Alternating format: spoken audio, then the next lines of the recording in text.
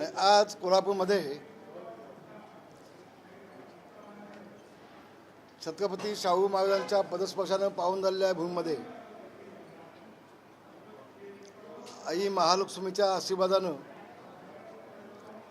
शिवसेनेचं पहिलं महाधिवेशन आज चालू आहे। महाराष्ट्रातले शिवसेनेचे सगळे पदाधिकारी प्रमुख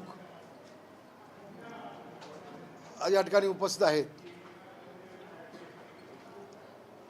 या अधिवेशनाच्या माध्यमातून शिवसेनेची आगामी राजकीय वाटचाल कशी असावी, सामाजिक वाटचाल कशी असावी, शेतीविषयक उद्योगधंद्याबाबत आपल्या पक्षाचं नेमकं धोरण काय आहे, ह्या अनेक गोष्टी आज इथे स्पष्ट होत आहेत। बांधवांनो, शिवसेनेमध्ये मला 55 वर्ष झाली। शिवसेना प्रमुखांच्या सोबत अनेक वर्ष काम करण्याची मला संधी मिळाली। मी स्वतःला भाग्यवान समजतो। पण सध्या जे महाराष्ट्रामध्ये बाप बेटे दोघे जण, उद्धव ठाकरे आणि त्याचं पिल्लू आदित्य,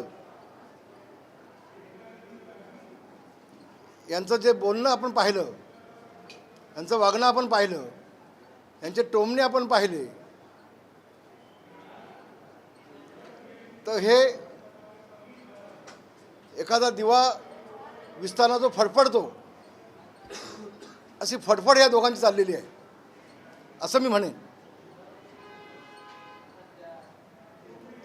ज्या नरेंद्र मोदी साहेबांनी हिंदू हृदय सम्राट शिवसेना प्रमुख माननीय बाळासाहेब ठाकरे यांचं स्वप्न साकार केलं, राम मंदिराचं, शिवसेना प्रमुखांचं स्वप्न साकार केलं 370 कलम हटवण्याचं, ह्या दोन्ही गोष्टी केल्यानंतर देखील सकाळी उठल्यापासून रात्री झोपेपर्यंत फक्त मोदीजी आणि एकनाथजी यांच्या बाबतीत फक्त बोलत बसायचं। 2.5 वर्ष ज्याला संधी मिळाली होती मुख्यमंत्री म्हणून बसण्याची, तो कर्तृत्वहीन नालायक महाराष्ट्राचा मुख्यमंत्री ठरलेला माणूस हा इतरांमध्ये कसा बोलू शकतो, जो 2.5 वर्षामध्ये फक्त 2.5 तास मंत्रालयामध्ये फक्त येतोय, तो दुसऱ्या व्यक्ती कसा बोलू शकतो? ज्यांनी शिवसेना प्रमुखांचं स्वप्न साकार केलं त्या माणसावरती हा टीका कसा करू शकतो? आणि मी आता आव्हान दिलंय, आता माझ्या भाषणामध्ये मी आता आव्हान दिलंय की 40 पैकी एकाही आमदारांनी 50 खोके घेतले असं जर का उद्धव ठाकरेंनी सिद्ध केलं तर मी त्यांच्या घरी जाऊन भांडी घासेन, आणि सिद्ध नाही केलं तर उद्धव ठाकरेंनी माझ्या घरी येऊन भांडी घासावी। हिंमत असेल तर बाप दाखवणं साध्य झालं ना, कुठे कुणी कसे काय घेतले ते दाखवा ना। फक्त या 40 आमदारांना बदनाम करण्यासाठी बाप बेटांनी केलेलं कटकारस्थान होतं, यात कुठलंही तथ्य नाही। फक्त यांना बदनाम करायचं या आमदारांना, कारण मुख्यमंत्री पदावर यांना खाली उतरायला लागलं। मुख्यमंत्री पदावर खाली का उतरायला लागलं याचं आत्मपरीक्षण उद्धव ठाकरेंनी स्वतः केलं पाहिजे। आपल्याकडून 40 आमदार, 10 अपक्ष आमदार, 13-14 खासदार का निघून जातात, शिवसैनिक का निघून जातात, त्याचं आत्मपरीक्षण त्यांनी केलं पाहिजे। माझी आमदारकी काढलीच, माझं मंत्रिपद काढलं, दिवाकर रावतेंची आमदारकी काढली, त्यांचं मंत्रिपद काढलं, माझं काढून कुणाला दिलं? आदित्यला। बाप मुख्यमंत्री, बेटा मंत्री, नेता आऊट, ही नीती शिवसेना प्रमुखांची नव्हती। नवलकर साहेब ज्यावेळेला गेले, स्वर्गवास झाले, तेव्हा उद्धव ठाकरे ज्यावेळेला त्यांच्या घरी गेले होते, त्यांच्या मुलींनी यांची काय अवस्था केली, का केली, ती थोडीशी माहिती करून घ्या, तुम्हाला कळेल की नेत्यांजवळ कसे वागलेत हे। ढाके साहेबांना कसे वागले, गजानन कीर्तिकांकडे कसे वागले, रामदास कदमसोबत कसे वागले, नवलकर साहेबांना कसे वागले, सुधीर भावंडे कसे वागले, मनोज जोशींना व्यासपीठांना खाली कसं उतरवलं अपमानित करून। शिवसेना प्रमुखांसोबत जे नेते होते त्या सगळ्या नेत्यांना संपवण्याचं सुपारी यांनी घेतली होती उद्धव ठाकरेंनी आपल्या मुलासाठी। पक्ष असा वाटत नसतो, शिवसैनिकाला जेव्हा मोठा केलात तुम्ही, सरदार बनवलेत, त्याच्यावर जबाबदारी टाकलीत, पक्ष निश्चितपणे वाढतो. पण यांचं उलटं आहे. ज्याच्या भाषणाला जास्त टाळ्या मिळतील तो आउट, त्याची भाषणं बंद. मग तो गुलाब पाटील असू देत किंवा रामदास कदम असू देत, असा पक्ष वाटत नसतो. आणि म्हणून भविष्यामध्ये आम्ही सगळा निर्णय घेतला आहे. एकनाथजी शिंदे यांचं नेतृत्व स्वीकारून संबंध महाराष्ट्रामध्ये भगवं वादळ आम्ही निर्माण केल्याशिवाय स्वस्थ बसणार नाही. लोकसभा तर आहेच, पण विधानसभेला देखील आतापर्यंत शिवसेनेला जितक्या जागा मिळाल्या होत्या त्याहीपेक्षा अधिक जागा आम्ही महाराष्ट्रामध्ये आणल्याशिवाय राहणार नाही. आणि त्या अनुषंगाने आमचं काम चालू आहे. तालुक्यामध्ये, मतदारसंघामध्ये, लोकसभा मतदारसंघामध्ये आम्ही आता सभा घेतो आहे भविष्यामध्ये. मी आत्ताच एकनाथजींना सांगितलं की जिथं उद्धव ठाकरेंची सभा होईल ना, दुसरी तिथं सभा माझी लावा. ते जे बोलले असतील त्यांचे सगळे मुद्दे करून काढील. त्यांना फक्त टोमणे मागता येतात, फक्त बोलता येतात. प्रत्यक्षात यांची चौकशी झाली पाहिजे अशी मागणी मी आता केली एकनाथ शिंदेकडे. इकडची तिकडची चौकशी करण्यापेक्षा, याला तर ईडी लावण्यापेक्षा ईडी उद्धव ठाकरे एकदा लागली पाहिजे. आणि मग हा सगळे खोके आतापर्यंत दिलेले कुठे गेले ते सगळे बाहेर पडले पाहिजेत. महाराष्ट्र जनतेला कळलं पाहिजे भ्रष्टाचारी कोण आहे तो. मी आताच मागणी केली. आणि म्हणून भविष्यामध्ये शिवसेना प्रमुखांचं स्वप्न साकार करण्याचं काम आम्ही केल्याशिवाय राहणार नाही. शिवसेना प्रमुखांचे विचार पुढे नेल्याशिवाय आम्ही स्वस्थ बसणार नाही. ही भूमिका आम्ही सगळी घेतली आणि त्या अनुषंगाने कामकाज चालू आहे. काही दिवसापूर्वीच तुमचेच मंत्री दीपक केसरकर यांनी सांगितलं होतं की 2019ला मी उद्धव साहेबांना पैसे कमी दिल्यामुळे मला मंत्रिपद दिलं नाही. असा काही अनुभव तुम्हाला देखील आला आहे? नाही, आम्ही मिठाई पुष्कळ दिली. आम्ही पुष्कळशे मिठाईचे खोके दिले. पण मातोश्रीमध्ये 1-2 त्या खोके देऊन चालत नाहीत. तो धबधबा चालू व्हायला लागतो.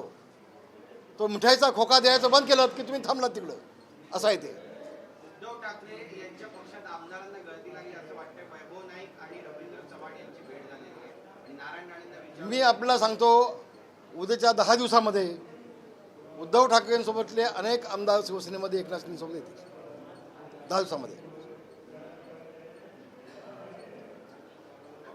मराठा आरक्षणासंदर्भातला आणि भविष्यामध्ये उद्धव ठाकरेंचं भविष्य मी तुम्हाला सांगतो, कोण शिल्लक राहणार नाही. मागे वळून बघतील नाही तर कोण शिल्लक नसेल.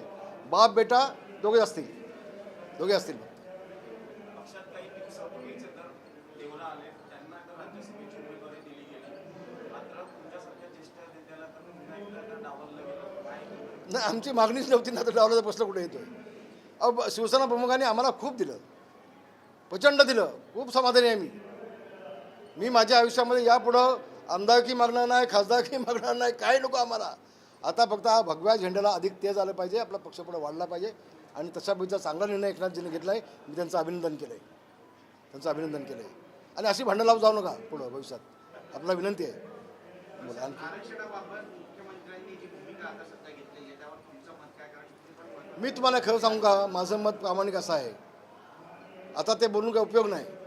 पण शिवसेना प्रमुख माननीय बाळासाहेब ठाकरे यांनी सांगितलं होतं जाहीरपणे की तुम्हाला आरक्षण द्यायचं असेल तर जातीला पोटाचं लेबल लावू नका आणि पोटाला जात लावू नका. ज्याचं पोट खाली आहे, रिकाम आहे, त्याला तुम्ही आरक्षण द्या. आर्थिक निकष लावा, असं शिवसेना प्रमुखांनी अनेक वेळेला शिवाजी पार्कच्या जाहीर सभेमधून सांगितलं होतं. ती भूमिका त्यावेळेला सरकारने ऐकली असती तर आत्ताची वेळ ही आली नसती. पण एकनाथ शिंदे जो शब्द दिला आहे छत्रपती शिवाजी महाराजांचा शपथ घेऊन, तो शब्द ते निश्चितपणे पूर्ण करतील. मात्र मराठ्यांना आरक्षण देताना ओबीसीवरती अन्याय होणार नाही याची दक्षता निश्चितपणे घेतली जाईल. कुणबींना पण आता स्वतंत्र मराठ्याच्या कोट्यात एक स्वतंत्र त्या ठिकाणी मराठा आरक्षण आपल्याला सुप्रीम कोर्टामधून मराठा कसा मागास आहे हे आपण संरक्षण करून ज्यावेळेला दाखवू. विकास हानी प्रकरणामध्ये जे कोर्टाने आदेश दिलेत सुप्रीम कोर्टाने, तर ते ज्यावेळेला आपण दाखवू त्यावेळेला निश्चितपणे एकनाथ शिंदे साहेबांनी सांगितलं आहे की आपल्याला कायमचं टिकेल मराठ्यांचं आरक्षण असं आपण त्या दिला. एका बाजूला तुम्ही सांगताय की मागच्या तुलनेत यावेळेला जास्त जागा येतील, मात्र काही सर्वे असे सांगताय की उद्धव ठाकरेंच्या बाजूला मोठी सहानुभूती आहे. मूड ऑफ नेशनचा एक सर्वे आहे, त्यामध्ये सुद्धा मुख्यमंत्री एकनाथ शिंदे हे शेवटी 3 नंबरला आहेत. पहिल्या 10 मध्ये सुद्धा अहो आतापर्यंत ग्रामपंचायत निवडणुका लागल्या, नगरपालिका निवडणुका लागल्या, उद्धव ठाकरे किती नंबर आहेत ते बघा ना. हातच्या कंगणं आहे ना, असा कसा लावाय. आता कोकणामध्ये आले होते, किती लोक होती सभेला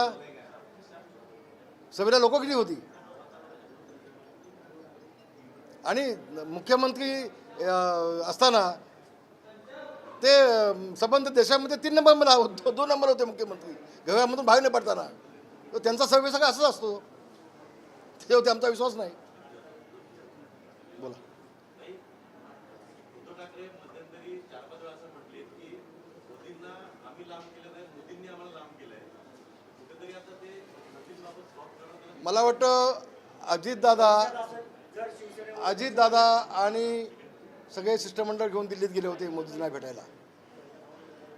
त्यावेळेला सगळ्यांना बाजूला नंतर ठेवून एकटेच जेव्हा मोदींना भेटले तेव्हा मोदीजींच्या सोबत त्यांनी काय कमिटमेंट केली होती ती त्यांना शपथ घालून विचारून घ्या, म्हणजे अधिक स्पष्टता येईल. त्यांची भूमिका बदलली आणि ते पुन्हा शिवसेनेच्या बाळासाहेबांच्या तुमच्या म्हणण्यानुसार मी आपल्याला सांगितलं ना आता त्यांना शिवसेनेत घ्यायला की तुम्ही तीन पक्षाचं शिष्टमंडळ घेऊन गेला होतात ना, मग बाकीच्यांना दोघांना बाजूला ठेवून तुम्ही एकटेच का आत नाही बसला होतात किती वेळ. मग त्यावेळेला मोदींच्यासोबत तुम्ही काय कमिटमेंट केली होती ती सांगा ना लोकांना, ती सांगा की. म्हणजे उद्धवजींचा खरा चेहरा संबंध महाराष्ट्रासमोर येईल, हे कसे फसवतात. याला जोडून एक प्रश्न आहे. फडणवीस म्हणतात की ज्यांनी मनं दुखवले त्यांच्यासोबत आता पुन्हा जाणार नाही. मला कळलं नाही कोणासोबत जाणार नाही. उद्धव ठाकरे आता आहे काय त्यांच्यासोबत जायला, आता त्यांच्यासोबत जायला आहे काय. खोके गद्दा विषय संपला आता. अहो आता अजितदादा ज्यावेळेला आले 40 आमदारांना घेऊन, तेव्हा त्यांच्या कॅबिनेटमध्ये त्यांचा सत्कार करायला उद्धव ठाकरे केले ना. मग तिथं खोक्याने गद्दा काय नाही. लोकांना सगळं समजायला लागलं, यांचं राजकारण सगळं समजायला लागलं. आणखी खूप धन्यवाद.